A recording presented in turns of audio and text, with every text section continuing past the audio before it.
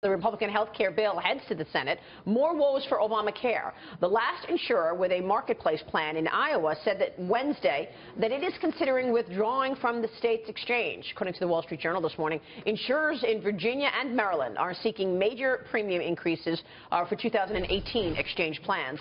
Anthem wants to hike premiums nearly 38% in Virginia, while CareFirst Blue Cross Blue Shield is proposing a whopping 52% average increase in Maryland. We're talking about this plan, and Robert, you said this is not the plan that you wanted in terms of the bill yesterday, but what needs to change in terms of getting these numbers down? When you look at Iowa, 94 out of 99 counties without health care. You look at Virginia, you know, Aetna pulling out. Now you've got these others pulling out. What needs to happen?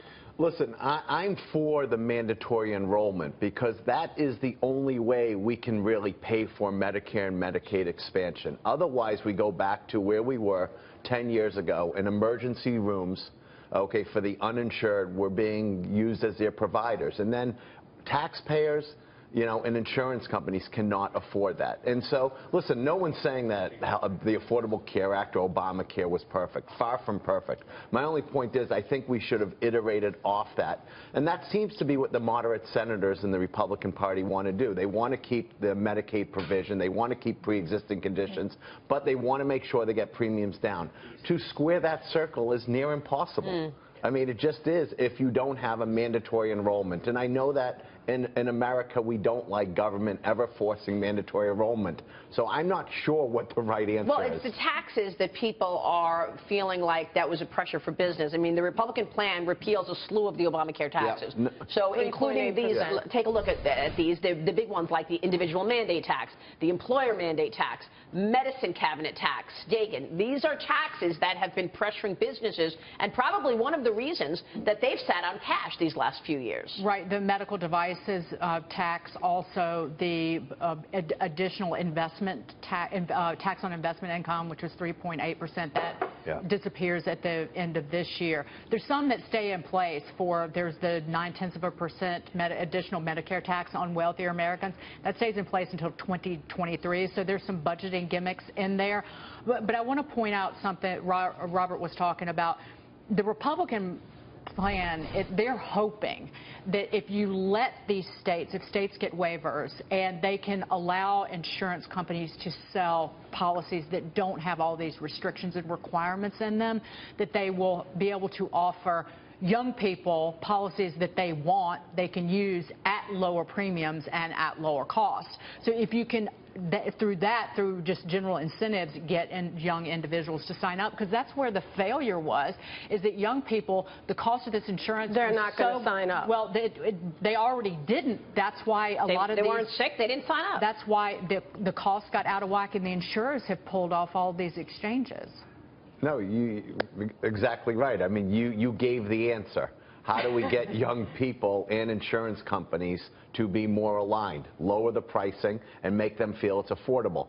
I mean, that is... She usually knows the answer when she asks that. No, my only point is... But you don't agree with the Republican idea of what they're doing. I think that's a great idea, but that's an incredible gamble on what one of the most important things in our country is, making sure people have health care. So I don't know if that's a risk that will work or not work. But you know what? Young people, they want coverage. Obviously, like when young graduates come to us and they're looking for jobs, one of the most important things to them, it's benefits, but they are concerned about the cost. Yeah. And unfortunately, with Obamacare, the cost for them, they could be young and healthy and, you know, not have any pre-existing conditions or anything, but the cost was...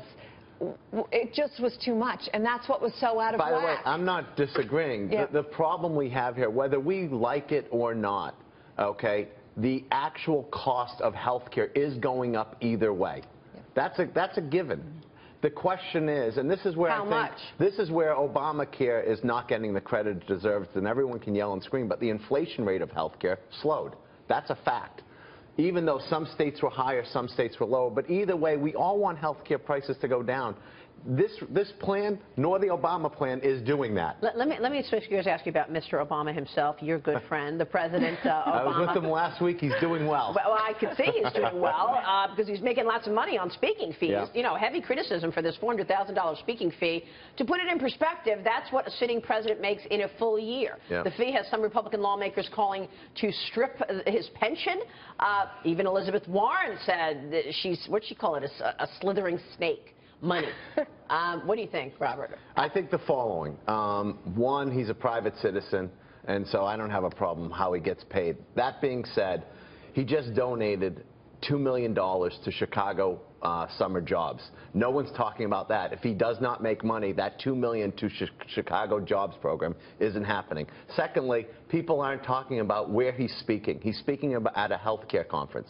He's going to be speaking about the comparison of Trump Care, Ryan Care, which they won't label that. So he's going to start speaking out now. No, I didn't say he started speaking out, but this is going to be talking about. He did endorse Macron yesterday, I think. Right. He said elections. He doesn't want to get involved in elections, and yet he's getting involved in the French election. En français, vive la France, said Yeah, vive la France. Well, we'll see what happens on that election. That could be another topic. But my only point is, I like that he's speaking at a healthcare conference because I think people should understand the differences between, you know, where Obamacare is and where healthcare is going. For $400,000. Hey, that's the going rate. Well, so we're a market, you know, we're free market. We're capitalists. He can make whatever he can make. Exactly. It shines a light on the hypocrisy among many Democrats, where Hillary Clinton took more than $80 million from the securities investment industry. Donald Trump raised more than President Trump. She took 80 times more money. He took about $1 million from that industry. Listen, the one thing I know is that whether we like it or not, President Obama is the most popular person in this country. He's being asked every day to speak. So he is going to be doing a bunch of speeches. What is he going to say? I think he's going to talk about how great Fox Business is going. Probably you guys are beating CNBC. He's going to say, I need to get on Fox Business. Exactly. That's what he's well, then we like that kind of speech. Finally, someone on Twitter says, yeah, Robert, go. Good call on that one, Robert. All right.